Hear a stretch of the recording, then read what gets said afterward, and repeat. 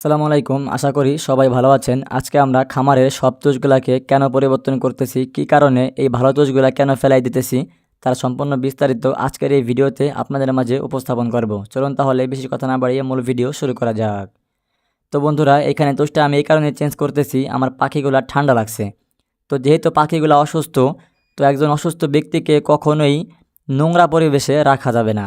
যেমন আপনার জ্বর হয়েছে, আপনার ঠান্ডা লাগছে, বা ধরেন আপনার পায়খানা হয়েছে, যাই হোক, এক কথায় আপনি অসুস্থ। আপনাকে যখন আমি একটা সুস্থ বিছনা বানাই দেব, একটা সুন্দর বালিশ দেব, একটা সুন্দর তোশক বিছাই দেব, বা একটা ভালো চাদর দেব, তখন কিন্তু আপনার এখানে ঘুমটা ভালো হবে, খাওয়া দাওয়া ভালো হবে, আপনি সুস্থ থাকবেন, বা আপনার সুস্থ হওয়ার সম্ভাবনাটা 50%ই বেড়ে যাবে, বা 70% বেড়ে যাবে। তো ঠিক সেরকমই আমি কিন্তু এই কারণে এই তুষটাকে পরিবর্তন করতেছি।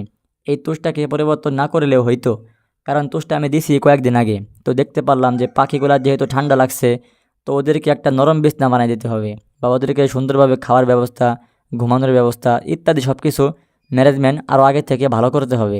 তাহলেই এই পাখিগুলো আস্তে আস্তে সুস্থ হয়ে যাবে। তো মূলত এই জন্যই আমি অনেক কষ্ট করে এই তুষটাকে চেঞ্জ করতেছি, কারণ এই তুষগুলা কিন্তু আমি সম্পূর্ণ চেঞ্জ করি না।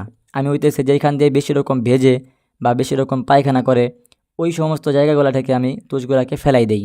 কিন্তু যেহেতু পাখিগুলো অসুস্থ হয়েছে, আমি একদম যত তুষ এইখানে আছে সবগুলাকে একেবারে সুন্দরভাবে একদম ঘষে মুছে শলা দিয়ে সুরে সুরে উঠিয়ে দিব। কারণ এই তুষটাকে এখন আর আমি রাখবো না, নতুন তুষ দিব, নতুন বিছনা বানাই দিব।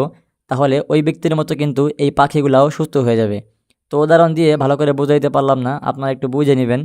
কারণ ক্যামেরার সামনে আমি ওইরকমভাবে কথা বলতে পারি না, বা আমি একজন প্রফেশনাল ইউটিউবারও না। তো যেহেতু ফার্ম করি, মোটামুটি কী করলে ভালো হয়, কী করতে হবে, কী না করতে হবে, বা আমি আমার লাইফ স্টাইলগুলো আমি কী করি, এইগুলো একটু আপনাদেরকে দেখাই, কারণ আমার ভালো লাগে দেখাইতে, এই জন্য দেখাই। তাছাড়া আমি ইউটিউব থেকে কিন্তু কোনো ইনকাম করি না, বা ইউটিউবে আমার ভিডিও দিতেই হবে এরকম কিছু না।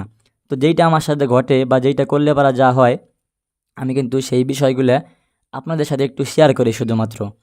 তো যেহেতু পাখিগুলো ঠান্ডা লাগছে, তো আমার 3টা পাখি মারা গেছে। আমি একটু কয়েকদিন ধরে বল খেলায় ব্যস্ত ছিলাম। মানে আমার কাছে বল খেলাটা এতটাই ভালো লাগে যে আমি সারাদিন ভাবি যে কখন বিকাল হবে আর কখন বল খেলতে যাব। তো এরকম বল খেলায় কিছুদিন ধরে ব্যস্ত ছিলাম, যার জন্য পাখিগুলোকে আমি ভালো মতো খেয়াল রাখতে পারিনি, অবহেলা করা হয়েছে, দোষটা আমারই। এই জন্য পাখিগুলো ঠান্ডা লেগে গেছে। তো আমি দেখতে পারলাম যে পাখিগুলো ঠান্ডা লাগছে, 3টা পাখি মারা গেছে। তখন আমার ভিতরে একটা কামড় দিছে, কিরে 3টা পাখি কেন মারা গেল। তো আমি তখন একটু দেখলাম পাখিটাকে হাতে নিয়ে, বা খামারে ভালো করে একটু চোখ রাখলাম, নজরদারি করলাম। তখন দেখতে পারলাম যে পাখিগুলো ঠান্ডা লাগছে। তো পাখিকে আমি এখন খাওয়াইতেছি হচ্ছে বরঙ্কোবিট, আর একটা হচ্ছে ডক্সিবিট, আর তার সাথে লাইসোবিট। কারণ এই লাইসোবিটটা এই জন্য দিচ্ছি যে পাখিগুলো যাতে অ্যান্টিবায়োটিকের জন্য দুর্বল না হয়ে পড়ে, বা ঠিকঠাক মতো ডিমটা সঠিকভাবে রাখে। তারপরও ডিম কমছে, 40 থেকে 50 পিস ডিম কমছে। তবে আলহামদুলিল্লাহ সমস্যা নেই, ডিমটা কমছে, আবার বেড়ে যাবে যেহেতু পাখিটা অসুস্থ। এরা সুস্থ হলে ডিমটা আবার আগের মতো স্বাভাবিক দিয়ে দিবে।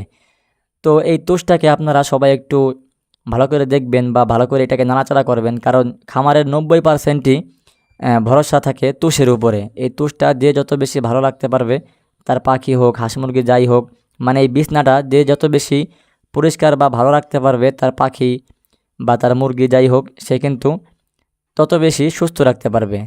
বা তার রোগ ব্যাধি, রোগ জীবাণু কম অ্যাটাক করবে। তো পাখিগুলা কী কারণে অসুস্থ হয় বা কী জন্য হয়, বা তার লক্ষণ কী, এই বিষয় নিয়ে পরবর্তীতে ভিডিও দিব। ভালো থাকবেন, সুস্থ থাকবেন, খোদা হাফেজ।